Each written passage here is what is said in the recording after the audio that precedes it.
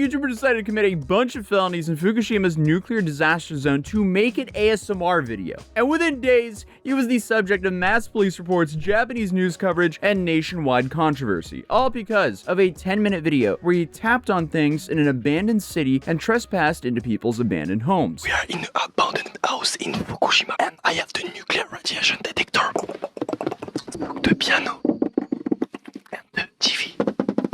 So, this is Tom, who goes online by Tom ASMR, a French content creator who specializes in, yeah, you guessed it, ASMR. For those who don't know, ASMR stands for Autonomous Sensory Meridian Response, and it's essentially videos designed to trigger relaxing tingles in our brain through specific sounds, like whispering, tapping on objects, crinkling paper, that kind of stuff. Some people like it, I personally cannot stand it. But Tom has roughly 1 million subscribers, and on September 19, 2025, he announced on Twitter that he would start his Tom ASMR Asia tour. The concept is as simple as it sounds. Instead of the typical studio setup where he's just tapping on objects and so on, he runs around Asia and taps on objects in the street and does the Best shooting point. Yeah, again, I do not understand this niche on YouTube, but clearly it's extremely popular because you have massive ASMR channels. So I mean, hey, whatever floats your guys' boat. But before the controversy hit, Tom's Asia tour was actually going pretty smoothly.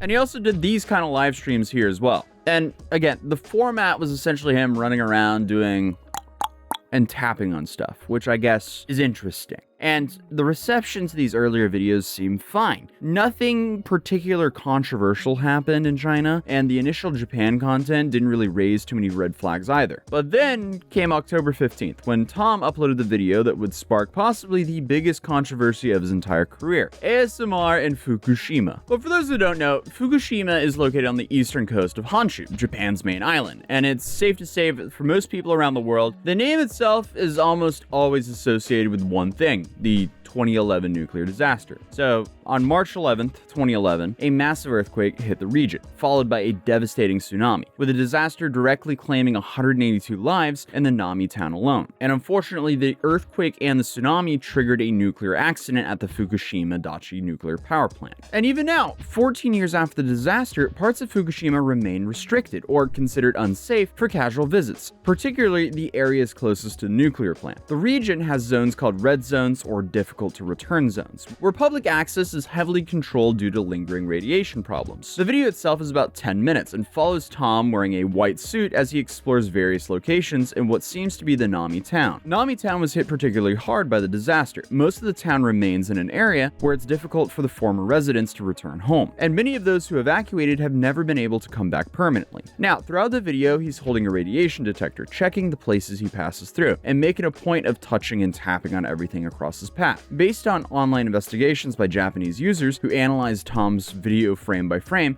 especially on Twitter, they were able to piece together his exact route through Nami Town. And this video starts at the Kusaka bookstore, which is located in front of Nami Station, an area where the evacuation order has been lifted and people are living relatively normally. ASMR in Fukushima. Okay, let's go. Follow me, follow me.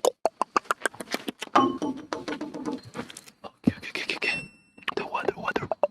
But from there, Tom moved to the former site of the Fukushima's bank, Nami Branch, and then crossed the Takase River before entering what used to be an arcade hall called Tsubame. He then went to the gates of the former Motoyoshi Elementary School, which has been preserved as a disaster remnant, a physical reminder of what happened during the earthquake and the tsunami. And the video then ends with what appears to be a logistical warehouse somewhere in the area. Now, the main point of the controversy wasn't necessarily these locations, since many of them are in areas where evacuation orders have been lifted and public access is technically allowed. But the part that would generate the most controversy comes when Tom enters what appears to be an abandoned private residence.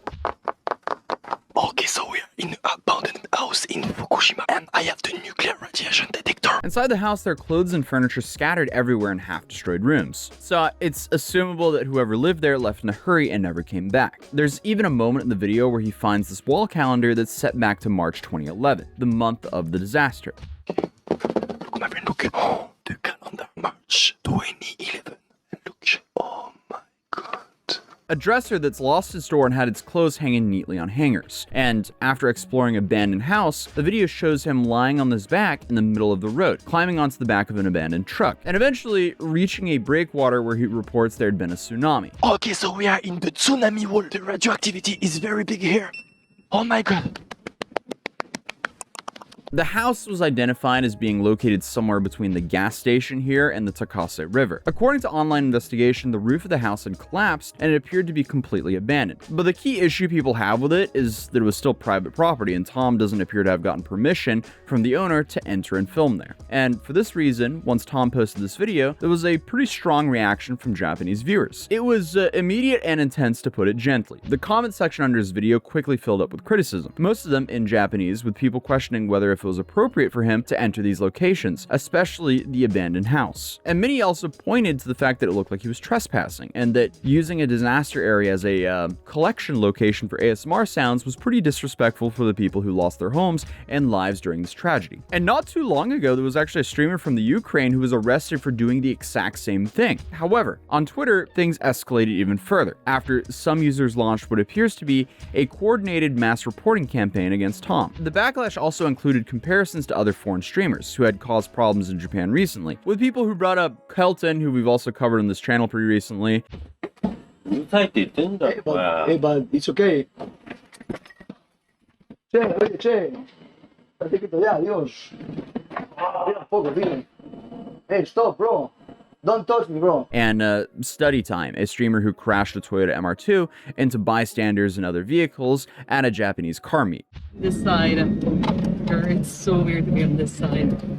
Oh! Wait! Sorry. Oh my god. Sorry. Oh my god.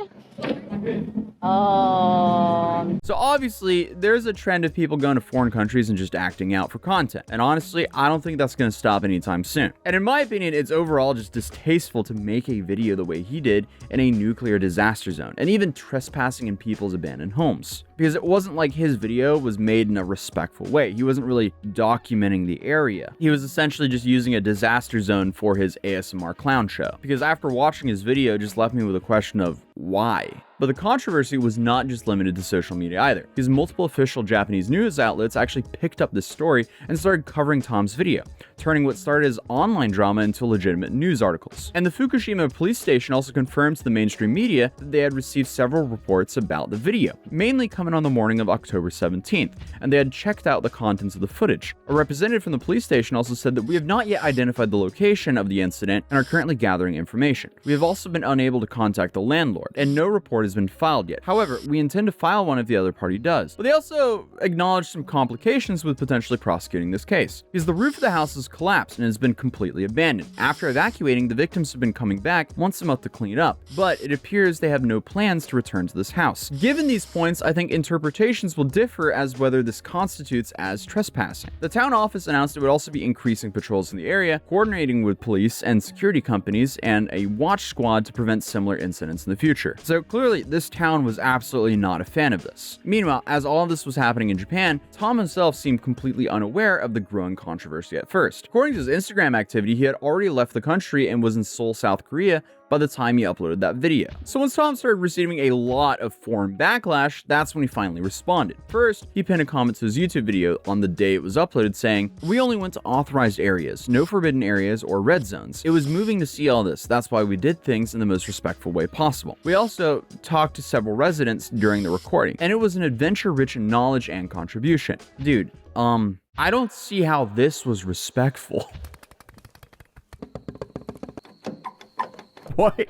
Like, come on, dude. How is that respectful? But as the controversy continued to grow, Tom decided to reach out directly to one of the main accounts that had been bringing visibility to the video. So he sent this long message explaining his side of the story, in which he insisted he always respected Japan and its rules, that all filming was done in public, authorized areas, and that he avoided forbidden zones, talking to locals, and emphasized that he never disrespected anyone in the country. Because of the sensitive situation, any videos filmed in Fukushima's disaster zones ones are bound to stir up controversies, especially if they look like someone ignored safety rules, trespassed, or disrespected people affected. On top of that, with the whole trend of IRL streamers pulling antics in various Asian countries, which, you know, we've been covering very extensively here on this channel, it's understandable why so many locals are now extra cautious and defensive about this kind of content. In Japan, trespassing is considered a criminal offense, but only Japanese authorities have the power to actually take action against it. Since Tom is currently outside of the country and doesn't appear to have any plans of returning to Japan right now, the odds of him getting any legal repercussions are extremely low. Because for Japan to even do anything about it now, they would have to involve Interpol and similar organizations like that. But those kind of measures would be like, they just basically don't happen, especially for non-violent trespassing. So realistically right now, Tom isn't risking any legal repercussions from this video. The only time legal issues could arise is if he decides to return to Japan in the future. In that case, immigration officials could potentially detain him, temporary or refuse entry while they investigate the Fukushima incident. And as the police themselves acknowledge, there is some legal ambiguity here. Like, I mean, the house is clearly abandoned. The roof has collapsed, and the owner apparently only comes back once a month to clean up, but has no plans to return permanently. I still think that's trespassing because it's not his property and he's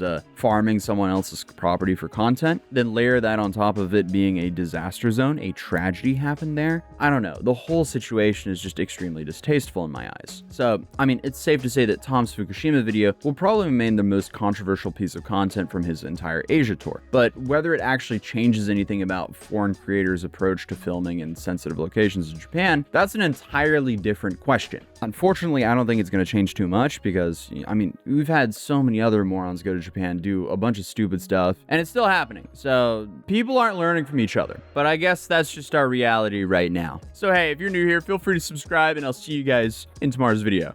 Peace.